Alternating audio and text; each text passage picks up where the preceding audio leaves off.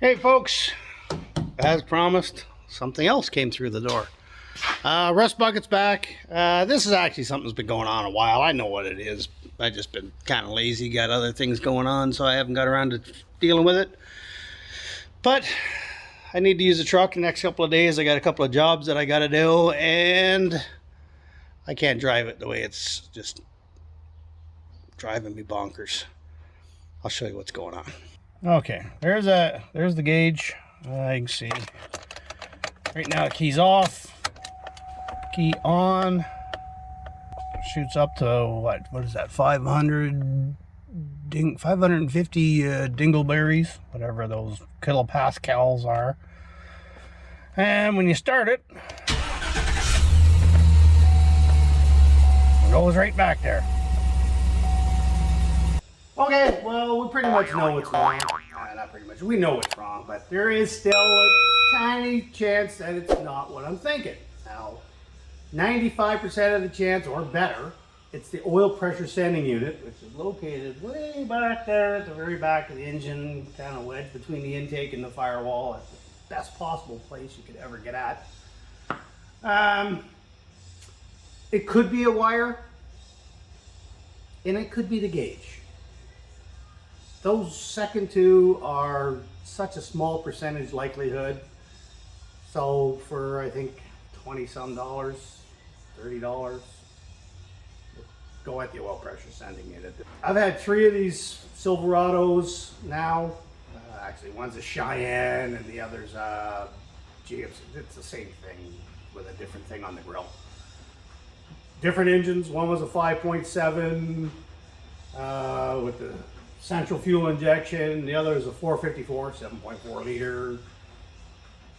All 3 of them, I've had to replace that sending unit because all 3 give you the same problem at some point in their life. The oil pressure sending units are designed to fail. 10 years, you pretty much have to change that. Anyway, here's how we're going to go about doing it. To make life easy, yeah, get smaller hands. The first problem is getting the plug taken off. And it's so far down, you got like 1 finger on it. So I'm almost guaranteed going to break the plug, but we'll try and get it out. Well, the first thing I'm going to do is fish my camera down here so that I can see exactly where that plug is oriented. I don't know if you can see that, but you can see there's the harness. That's the sending unit. So first thing I got to do is get that plug off of there. Let's see if I can set this up to show you what we're looking at. Because I don't think there's a good video anywhere on the internet that shows you that thing. There it is right there. That's the guy we got to get out.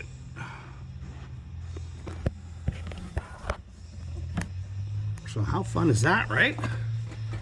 Handy little unit. Kind of low res by today's standards, you know what I mean? But it does the job. It lets you see things that you can't see otherwise. Unless you can somehow, honey, I shrunk your head and get in there, but.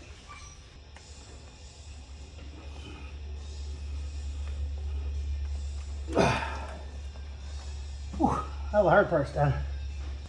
Well, if there was ever any question of what it was causing the issue, I found it. That literally, I just touched it when I unplugged it, and literally the back half of the sensor just came right off of the sensor. Here, I got a new one here, I'll show you what I'm talking about. That goes on like that. Yeah, I think I found the issue. Okay, the tool you need to get that thing out is a special socket. You can see here where it's kind of oddball shape. I don't know why they do that.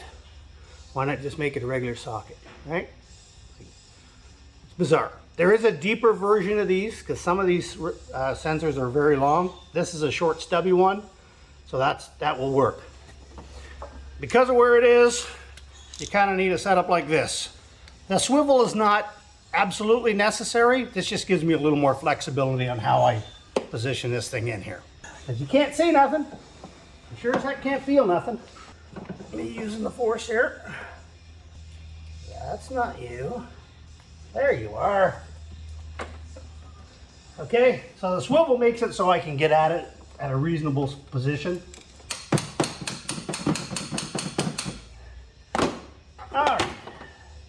I think we finally got the socket on there.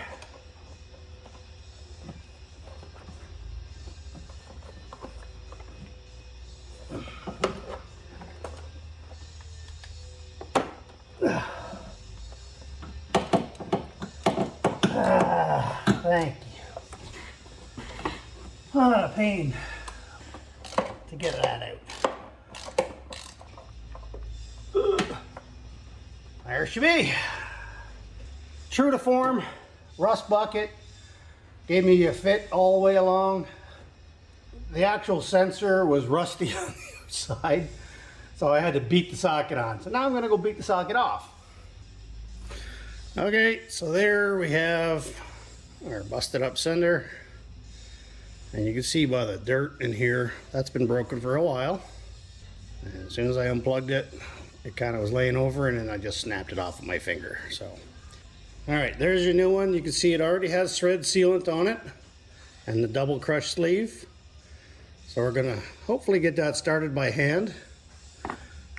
There's how the socket fits. You can see, for some reason, I don't know why, they round off the edges and make you buy a special tool. All right. If I can even find the hole. Like, oh, we gotta make the engine so it looks pretty from the top. So let's just jam a bunch of garbage behind the engine. It'd be lovely if I could get more than one finger on the darn thing. Well, once you get it started and all the tools onto it, it actually goes pretty easy. Recovering your tools is kind of interesting as well. Ever try to get a socket off of something with one finger? At some point you just have to question, how important is an oil pressure gauge really? Oh, that was a treat. Now I just gotta find the wire. Got it, I got the wire. Obviously the wire can only go on one way. And because the sensor rotates, you have to figure out which way that lines up. Oh, thank you. Something so rudimentary. Unplug something, unscrew something, screw it back in, plug it back in. But because of where they put things on these engines nowadays, it turns it into an hour-and-a-half long fist fight with your own vehicle. Let's see if it worked.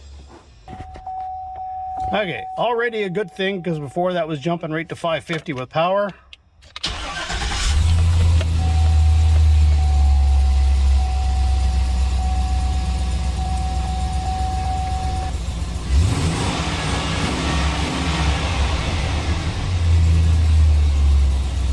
I'd say we got her.